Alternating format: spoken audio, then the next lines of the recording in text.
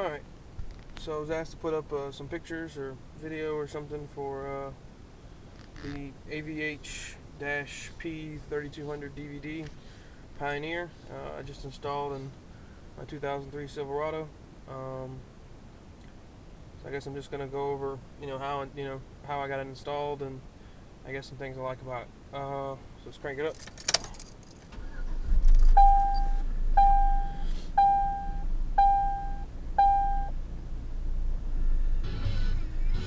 Takes a second to start up, but it's not too bad.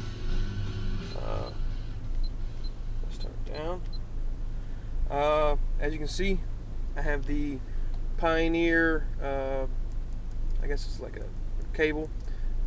I bought it $15 off eBay. Amazon had it for way too much. I think it was like 30, but $15 because I bought this because this is the only way you can get the video. It has a regular USB, and then down here, I don't know what, I guess it's a video input, or it looks like a 35mm connector, but it actually has two cords that run and they go together and turn and go straight into the iPod, and one connector into the iPod. And that's the only way you can get video, is to have the extra one. Elsewise, if you just do the USB, you're just going to have your music. It was pretty actually long cord. I would say it's probably, I don't know, 4-foot cord, maybe, yeah, about 4 foot, maybe 4.5. I'm not sure. It's pretty long. And the way I have it run, I tucked it behind the unit.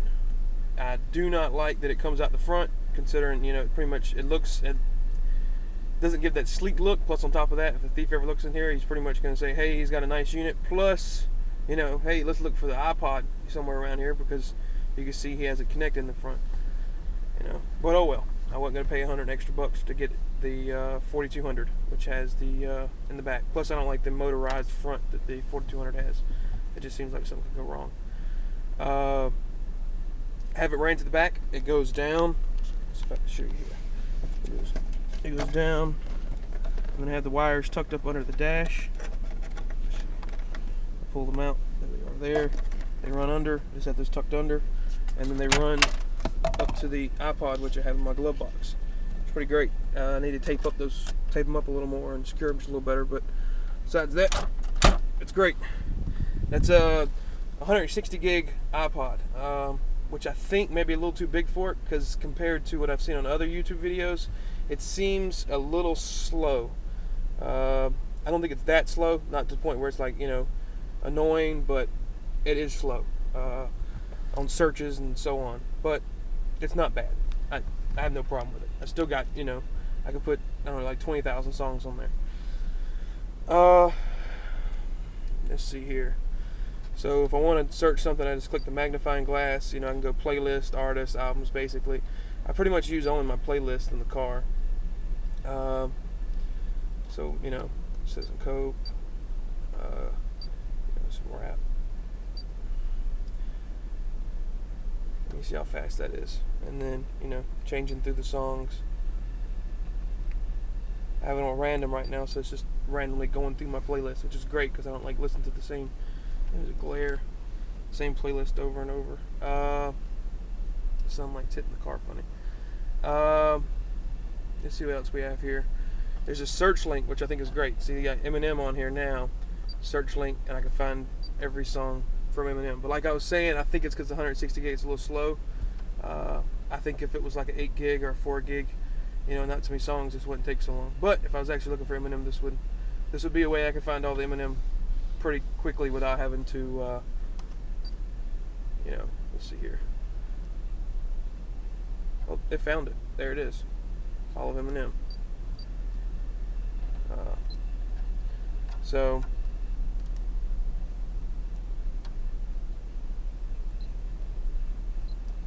I got fat fingers, so it's hard for me to push this stuff. That's pretty cool. Right now I have the equalizer set up where it goes, pretty much shows the equalizer. I'm watching it. I could change that to let's see, background. See, I could change that to a clock. I could change it to one of these other motions like this. See, if I change it to that, back up. What it's then going to show is the album art. But the reason why I don't have the album art instead of the equalizer, instead I have the equalizer, is because a lot of my album art I don't have. But let's see if I can find some album art.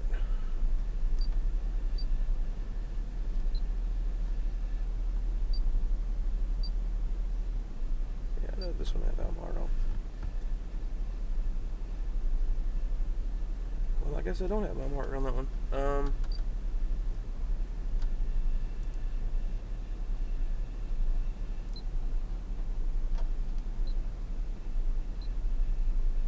There it is. It was there. It just didn't take time to load. So there's the Almart, which is pretty cool looking. I like that. But like I said, probably half of the stuff I have don't have Almart, so I don't like it. Other cool features would be, I can change the colors of the buttons. You can make those. Let's see.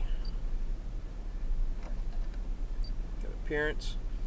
You can change the illumination of the buttons. You can see there. I'm not sure if you can actually see it very well, but it's green right now.